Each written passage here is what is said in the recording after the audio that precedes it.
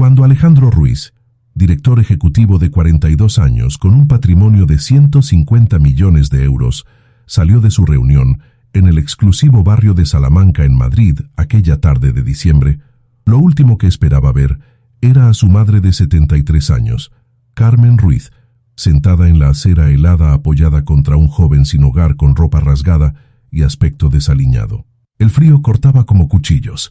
La nieve comenzaba a caer sobre las calles lujosas de la capital, y allí estaba ella, la mujer que lo había criado en una mansión con servicio completo, la viuda de uno de los empresarios más respetados de España, temblando mientras un desconocido sin techo le ofrecía su manta sucia y su cuerpo como escudo contra el viento gélido. Alejandro sintió que el mundo se detenía mientras corría hacia ellos, el miedo apretando su garganta, sin entender cómo su madre había llegado allí, por qué estaba sola, quién era ese joven. Pero lo que descubriría en los siguientes minutos no solo cambiaría su percepción de ese extraño, sino que lo obligaría a enfrentar verdades sobre sí mismo que había ignorado durante décadas, verdades sobre lo que realmente importa cuando todo lo demás se desmorona. Si estás preparado para esta historia, escribe desde dónde estás viendo este video. Madrid brillaba bajo las luces navideñas aquel viernes de diciembre. El barrio de Salamanca resplandecía con decoraciones, pero el frío era brutal, un viento del norte que cortaba hasta los huesos. Alejandro Ruiz acababa de salir de una reunión crucial. 42 años, traje Armani, Rolex en la muñeca. Había cerrado un acuerdo de 30 millones de euros, uno más en una carrera que lo había convertido en uno de los empresarios más influyentes de España. Hijo de Alberto Ruiz, magnate fallecido 5 años atrás, había multiplicado la fortuna familiar hasta cifras inimaginables. Caminaba pensando en la siguiente reunión, en los números que ocupaban su mente. Había quedado en cenar con su madre esa noche, como cada viernes. Carmen insistía en mantener esa tradición. Él lo hacía por obligación. Fue entonces cuando la vio. A media cuadra en la acera había dos figuras contra la pared. Una era un indigente, joven, 20 y pocos años, ropa sucia y rota. Pero la otra, apoyada contra él, llevaba un abrigo de cachemira que Alejandro reconocería en cualquier parte. El corazón se le detuvo. Era su madre. Alejandro echó a correr. Carmen no debería estar allí. Debería estar en la mansión de La Moraleja, segura y cálida. Tenía chofer, asistente personal, servicio completo. Cuando llegó, vio la escena completa. Su madre pálida, temblando, desorientada. El joven sin hogar la sostenía gentilmente. Había puesto su manta sobre sus hombros y su cuerpo bloqueaba el viento. Hablaba con ella en voz baja, tranquilizadora. Alejandro sintió alivio, terror, confusión y gratitud simultáneamente. El joven levantó la mirada. Tenía ojos oscuros, inteligentes. No parecía amenazante, solo preocupado. Alejandro se arrodilló junto a su madre. Carmen tardó en reconocerlo. Cuando lo hizo, sonrió débilmente. Estaba confundida, balbuceaba sobre haberse perdido. Alejandro sintió miedo apretándole el pecho. El joven explicó que había encontrado a la señora deambulando confundida hace media hora. Estaba perdida y asustada. El frío era peligroso. La había sentado, le había dado su manta. No tenía teléfono para llamar a emergencias. Alejandro miraba a este desconocido sin nada y se dio cuenta de algo que lo golpeó como un puñetazo. Este chico había hecho más por su madre en media hora que él en meses. Llamó al conductor. La conversación fue tensa. Mientras esperaban la ambulancia, se quedó arrodillado en la acera helada. El chico mantenía la manta sobre Carmen, su cuerpo temblando de frío. Preguntó su nombre. Diego. Diego Morales. 27 años. 2 años en la calle. Antes de subir a la ambulancia, Alejandro sacó su billetera. Le ofreció todo, casi 1.000 euros. Diego miró el dinero y negó con la cabeza. Dijo que no había ayudado por dinero, que cualquiera con corazón habría hecho lo mismo. Luego recogió su manta y se alejó por la calle nevada. Alejandro se quedó allí, billetera en mano, viendo a ese joven desaparecer. Subió a la ambulancia aturdido. En el hospital los doctores confirmaron sus peores miedos. Carmen había tenido un episodio de desorientación severa, posiblemente Alzheimer. Ya no podía estar sola. Esa noche, Alejandro no podía dejar de pensar en Diego. El contraste era devastador. Él, con todos los recursos, no había estado allí. Un desconocido sin nada había sido quien la protegió, quien le dio su única manta. Alejandro tomó una decisión. Tenía que encontrar a ese joven, porque algo en ese encuentro había removido algo dormido durante años de perseguir solo éxito y riqueza. Pasaron 3 días antes de que Alejandro pudiera volver al barrio de Salamanca. 3 días organizando cuidado para su madre, contratando enfermeras, reorganizando su vida. Las pruebas confirmaron Alzheimer en etapa temprana. Carmen tendría buenos y malos días, pero la enfermedad era degenerativa. Alejandro enfrentaba la verdad dolorosa de que perdería a su madre lentamente. Esa pérdida le hacía pensar más en Diego. En medio del caos, la imagen de ese joven dándole su manta a una desconocida seguía reapareciendo en su mente. El miércoles por la tarde volvió a la calle Serrano. Caminó buscando esa figura desaliñada, preguntó en tiendas. Algunos lo miraron con desdén, muchos ni le prestaron atención. El barrio de Salamanca no era amable con los indigentes. Finalmente, en un callejón detrás de un restaurante caro, encontró un grupo pequeño reunido alrededor de un bidón con fuego. Entre ellos estaba Diego. Diego mostró sorpresa y recelo al verlo. Alejandro se acercó con gesto pacífico, consciente de que parecía fuera de lugar. Preguntó si podían hablar. Diego asintió y se alejaron del grupo. Alejandro explicó el diagnóstico de su madre. Diego escuchó con genuina preocupación. Preguntó si podía hacer algo. Alejandro le preguntó por qué había rechazado el dinero. Diego dijo que no le parecía correcto tomar dinero por ayudar a alguien, que el dinero convertía un acto de humanidad en transacción. Durante la siguiente hora, Diego contó su historia. Había estudiado arquitectura en la Politécnica de Madrid, tenía talento y sueños, pero en su último año sus padres murieron en un accidente. Era hijo único, sin familia. La depresión lo consumió, dejó los estudios, perdió su apartamento. Sin apoyo, sin dinero para terapia, terminó en la calle. Al principio pensaba que era temporal, pero la calle tiene forma de atrapar. Sin dirección no podía conseguir empleo formal.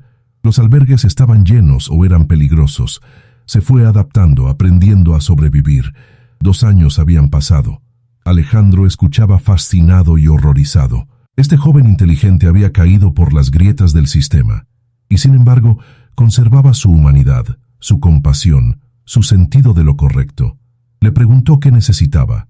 Diego respondió que apreciaba la oferta, pero que la caridad creaba dependencia. Lo que necesitaba era una oportunidad, no limosna, pero oportunidades no crecían en árboles para gente como él. Alejandro tuvo una idea. Su empresa siempre necesitaba personal para mantenimiento, limpieza. Podía darle un trabajo, un sueldo, una oportunidad de salir de la calle. Diego preguntó con escepticismo por qué haría eso. Alejandro fue honesto. Porque ese desconocido había ayudado a su madre cuando nadie más lo hizo, porque veía potencial desperdiciado y quizás porque necesitaba hacer algo bueno para equilibrar años de enfocarse solo en su éxito. Diego aceptó con una condición.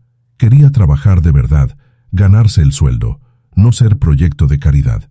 Alejandro estuvo de acuerdo. Le dio una dirección. Le dijo que se presentara el lunes. Había duchas en el gimnasio, le conseguiría ropa limpia, todo lo necesario. Cuando se separaron, Alejandro sintió algo que no había sentido en años. Esperanza.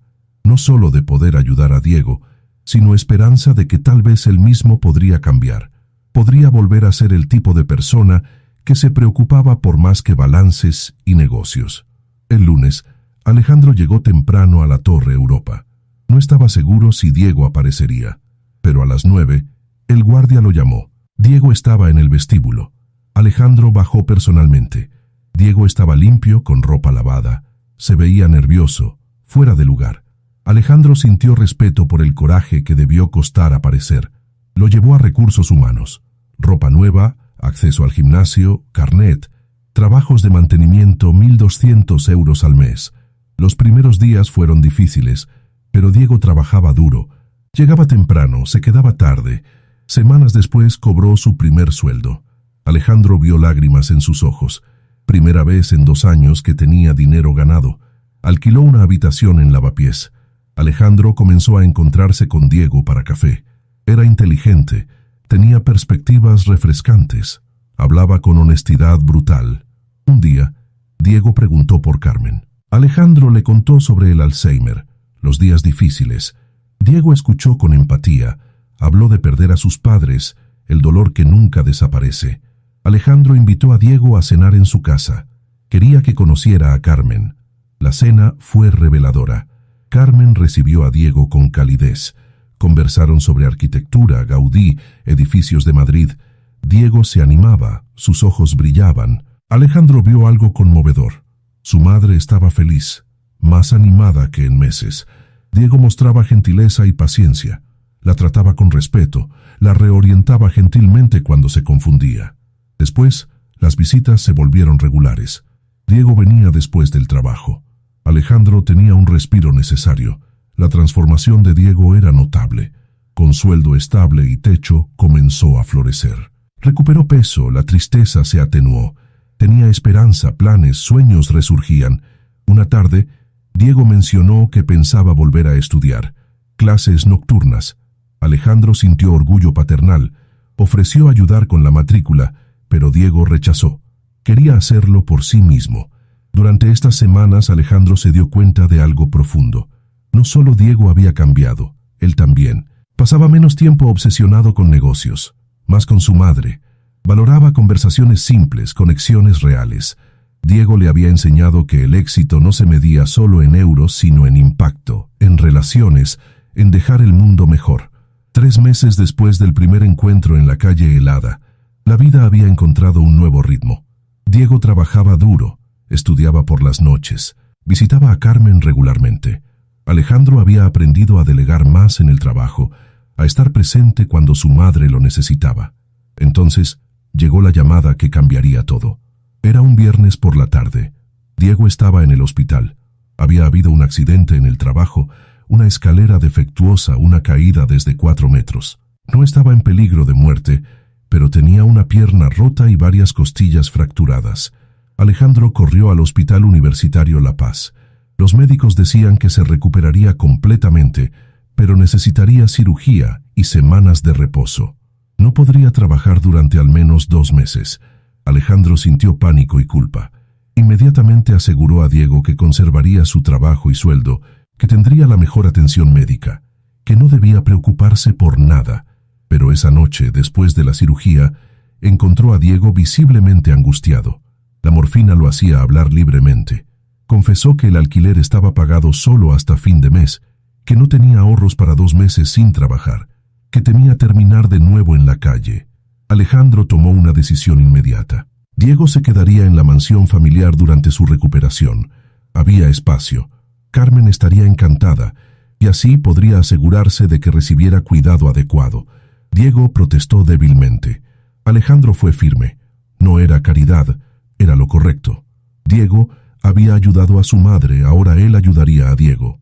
3 días después, Diego fue trasladado a La Moraleja. La mansión era impresionante. 3 plantas, jardines extensos, piscina, vistas a las colinas. Le asignaron una habitación grande y luminosa con baño propio y balcón. Carmen, informada de la situación, insistió personalmente en cuidar a Diego. En sus días lúcidos, le llevaba comida, se sentaba a charlar, lo ayudaba con fisioterapia. En los días confusos, Diego tenía paciencia de reorientarla gentilmente. Fue durante estas semanas que las dinámicas cambiaron. Alejandro pasaba más tiempo en casa, no solo por su madre, sino para visitar a Diego. Cenaban juntos, veían películas, conversaban hasta tarde. Alejandro compartía frustraciones del trabajo, dudas, miedos. ¿Te está gustando esta historia? Deja un like y suscríbete al canal. Ahora, continuamos con el vídeo. Diego escuchaba sin juzgar. Ofrecía perspectivas que venían de haber perdido todo y reconstruido. Una noche, Carmen tuvo un episodio particularmente malo. No reconocía dónde estaba. Estaba agitada, asustada. Alejandro intentaba calmarla sin éxito. Diego, a pesar del dolor de sus costillas, se levantó y fue a ayudar. Habló con Carmen en voz suave y firme. La guió de vuelta a la realidad con gentileza infinita. Se quedó con ella hasta que se durmió tranquila. Alejandro observó todo con los ojos llenándose. Este joven, que no le debía nada, mostraba más amor y dedicación que muchos familiares lo harían, y se dio cuenta. Diego se había convertido en parte de su familia en un sentido que iba más allá de gratitud o caridad. Un día llegó una visita inesperada. Era el antiguo socio de Alejandro, Rodrigo Méndez, un hombre ambicioso y sin escrúpulos. Venía a proponer un nuevo negocio, algo que requería ética dudosa, pero prometía ganancias enormes. Alejandro rechazó la propuesta inmediatamente. Rodrigo se sorprendió. Preguntó qué había cambiado. Alejandro miró hacia el jardín donde Diego reía con Carmen y respondió simplemente que sus prioridades habían cambiado, que había cosas más importantes que dinero. Rodrigo siguió su mirada y vio a Diego. Su expresión cambió. Preguntó si ese era Diego Morales. Alejandro asintió. Rodrigo sonrió con malicia diciendo que tenían historia, que Diego había sido prometedor hasta que perdió el rumbo. Después de que Rodrigo se fue, Alejandro se sintió inquieto. Investigó. Lo que descubrió lo dejó helado. Rodrigo y Diego se conocían de la universidad. Habían sido amigos. Pero en el último año había habido un escándalo. Acusaciones de plagio en un diseño importante. Diego había sido acusado, expulsado, su reputación destruida. Rodrigo había ganado el premio. Profundizando más, Alejandro encontró testimonios de otros estudiantes insinuando que Rodrigo había robado el trabajo de Diego y luego lo había acusado para eliminarlo como competencia. El daño a Diego estaba hecho. Esto había pasado justo antes de la muerte de los padres de Diego. El trauma combinado explicaba mucho sobre cómo Diego había terminado en la calle. Alejandro sintió rabia. Rodrigo había destruido la vida de Diego. Confrontó a Diego esa noche. Diego se puso pálido, pero no negó nada. Confirmó que Rodrigo había robado su proyecto, pero después de perder a sus padres, simplemente no tuvo energía para pelear. Alejandro le preguntó si quería justicia ahora, si quería que usara sus recursos para exponer a Rodrigo, pero Diego negó cansado. Dijo que el pasado era pasado, que mirar atrás solo causaba amargura, que lo importante era el futuro que estaba construyendo ahora. Esa capacidad de perdonar, de seguir adelante sin buscar venganza, impresionó a Alejandro más que cualquier cosa. Entendió que Diego no era solo bueno por circunstancia, sino por elección deliberada. Había enfrentado lo peor de la humanidad y había elegido ser mejor, no amargado. 2 meses después, Diego estaba completamente recuperado. Podía haber vuelto a su habitación alquilada, a su vida independiente, pero tanto Alejandro como Carmen le pidieron que se quedara. La casa era grande, su presencia traía alegría, especialmente a Carmen, quien parecía recordar a Diego, incluso cuando olvidaba otras cosas. Diego aceptó con la condición de contribuir. Insistió en ayudar con las tareas de la casa, en cocinar, en ser útil. No quería sentirse como invitado perpetuo, sino como parte de algo real. Así se estableció un nuevo normal. Diego trabajaba medio tiempo, estudiaba arquitectura por las noches, ayudaba con Carmen durante el día. Alejandro trabajaba desde casa frecuentemente. La mansión, siempre grande y vacía, se llenó de vida, de risas, de conversaciones en el jardín. Una tarde de primavera, Carmen tuvo uno de sus días más lúcidos en meses. Llamó a Alejandro y Diego al salón. Se sentó entre ellos tomando sus manos y habló con claridad que sorprendió a ambos. Dijo que sabía que su mente se estaba yendo, que pronto no reconocería ni a su hijo, pero antes de que eso pasara, quería decir algo importante. Miró a Alejandro y le dijo que estaba orgullosa del hombre en que se había convertido últimamente. No el empresario exitoso, sino el hijo atento, el ser humano compasivo que había redescubierto. Luego se volvió a Diego. Le agradeció por traer luz a sus días finales, por tratarla con dignidad incluso cuando ella olvidaba su nombre, por ser el hijo que nunca tuvo además del que parió. Sus palabras hicieron que Diego llorara abiertamente. Finalmente tomó ambas manos y las juntó. Dijo que le daba paz saber que después de ella, Alejandro no estaría solo, que tendría a alguien que lo mantendría humano, que Diego y Alejandro se habían salvado mutuamente de formas que quizás no entendían completamente aún. En los meses siguientes, Carmen declinó más rápidamente. Los días buenos se volvieron raros, luego inexistentes. Para el otoño no reconocía a nadie consistentemente, pero incluso en su confusión parecía tranquila cuando Diego estaba cerca. Diego abandonó temporalmente su trabajo y estudios para dedicarse completamente a cuidar de Carmen. Insistió en estar con ella día y noche. Aprendió todo sobre cuidado de demencia. Alejandro observaba maravillado este nivel de dedicación que iba más allá de cualquier obligación. Una noche, después de un día difícil, Alejandro encontró a Diego en la terraza mirando las estrellas. Se sentó junto a él en silencio. Diego finalmente habló diciendo que este era el propósito que había estado buscando durante 2 años en la calle, que todos sus sufrimientos lo habían llevado a este momento, a esta familia, a poder retribuir la bondad que se le había mostrado. Alejandro confesó algo que había estado reprimiendo. Dijo que Diego se había convertido en más que un amigo. Se había convertido en familia, en el hermano que nunca tuvo, en alguien cuya felicidad importaba tanto como la propia. Diego sonrió con lágrimas. Dijo que sentía lo mismo, que después de perder a su familia biológica, había encontrado una nueva familia, que el día más oscuro de su vida había resultado ser el comienzo de algo hermoso. Carmen falleció pacíficamente esa primavera, rodeada de Alejandro y Diego sin dolor. Fue Diego quien lo notó primero, quien cerró gentilmente sus ojos, quien sostuvo a Alejandro mientras lloraba. El funeral fue grande. Asistieron cientos de personas, pero fue Diego quien dio el elogio más conmovedor, hablando de una mujer que había mostrado bondad a un desconocido en sus últimos meses lúcidos, que había enseñado que el valor de una persona no estaba en su riqueza sino en su humanidad. Después del funeral, Alejandro y Diego se encontraron solos en la mansión vacía. Alejandro agradeció a Diego por todo, dijo que entendería si quería volver a su propia vida. Pero Diego preguntó si podía quedarse un poco más, que esa casa se había convertido en su hogar, que Alejandro se había convertido en su familia. Alejandro abrazó a Diego fuertemente, aliviado de no estar solo, de tener a alguien que entendiera su dolor, que compartiera sus recuerdos de Carmen. 1 año después de la muerte de Carmen, la vida había encontrado un nuevo equilibrio. Diego había terminado su carrera de arquitectura, graduándose con honores. Alejandro asistió a la ceremonia con orgullo paternal. Varios estudios importantes ofrecieron a Diego posiciones, impresionados por su talento y su historia. Diego aceptó un puesto en uno de los estudios más prestigiosos de Madrid, pero con una condición: quería trabajar en proyectos de vivienda social, diseñar espacios dignos para personas sin hogar. Su experiencia en la calle le había dado una perspectiva única. Alejandro, inspirado por Diego, había transformado su propia empresa. Lanzó una iniciativa para desarrollar viviendas asequibles, asociándose con organizaciones sin fines de lucro. Contrató a Diego como consultor, valorando su comprensión de qué necesitaban realmente las personas sin hogar.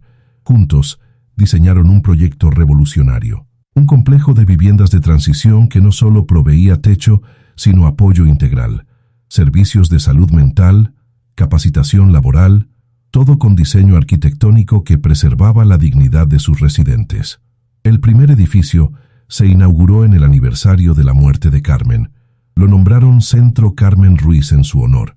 Podía albergar a 50 personas, darles un camino fuera de la calle similar al que Diego había tomado. En la inauguración, Alejandro y Diego se pararon juntos cortando la cinta. Los medios preguntaron sobre su asociación inusual. Alejandro respondió que no había nada inusual, solo 2 personas que se habían encontrado en el momento correcto, que se habían enseñado mutuamente que el éxito real se mide en vidas cambiadas, no en cuentas bancarias. Diego agregó que todos estamos a un par de tragedias de perderlo todo, que la diferencia entre tener techo y no tenerlo es a menudo solo suerte, que la sociedad se mide por cómo trata a sus miembros más vulnerables.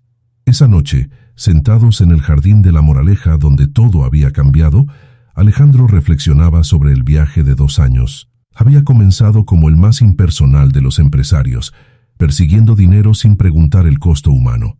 Un encuentro al azar lo había despertado, le había mostrado que había más en la vida que éxito material.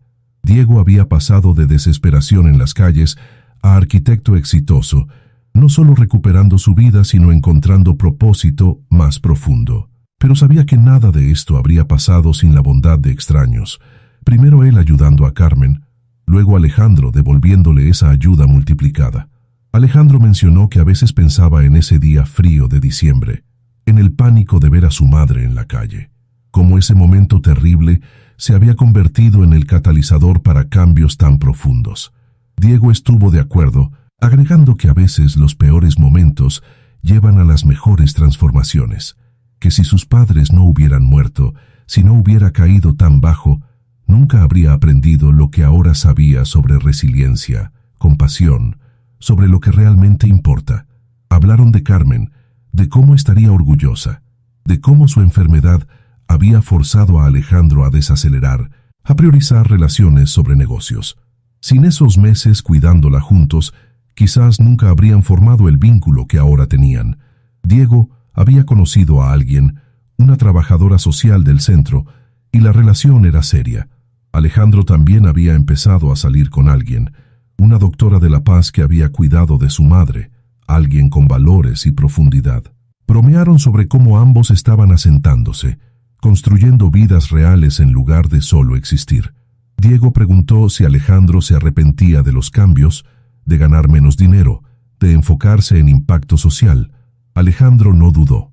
Dijo que los últimos 2 años habían sido los más significativos de su vida, que finalmente sentía que su existencia importaba más allá de su cuenta bancaria, que había encontrado familia en el lugar más inesperado. Diego sonrió diciendo que era mutuo, que un multimillonario con buen corazón era tan raro como un indigente con alma intacta, que haberse encontrado era casi destino. Se quedaron en silencio mientras las estrellas brillaban sobre Madrid. 2 hombres de mundos completamente diferentes, unidos por tragedia y compasión, ahora familia en todo sentido excepto sangre. La historia había comenzado en una calle fría, con un acto simple de bondad. Un joven sin hogar había dado su manta a una mujer mayor confundida. Ese acto había desencadenado consecuencias que ninguno podría haber predicho. Vidas salvadas, propósitos encontrados, familias formadas. Porque al final, esta no era una historia sobre riqueza o pobreza, sobre éxito o fracaso. Era una historia sobre humanidad en su forma más pura, sobre cómo un momento de compasión puede cambiar trayectorias completamente, sobre cómo todos llevamos dentro la capacidad de ser luz en la oscuridad de alguien más si elegimos serlo. Y esa lección aprendida en una acera helada de diciembre valía más que todo el dinero del mundo. Si esta historia te recordó que la bondad puede cambiar vidas, que nunca es tarde para reconectar con tu humanidad, deja un pequeño corazón aquí abajo. Y si realmente quieres apoyar historias como esta, que muestran que la compasión y los valores aún existen en el mundo, considera dejar un 1000 gracias a través de la función Super Gracias. Cada gesto cuenta, igual que aquel día cuando Diego compartió su manta, porque al final elegiste ver hasta el final una historia que habla de transformación real, de personas eligiendo ser mejores, de familia encontrada no heredada. Y eso te hace especial. Te dice que tú también crees que podemos ser mejores, que vale la pena intentarlo, que cada pequeño acto de bondad cuenta más de lo que podemos medir.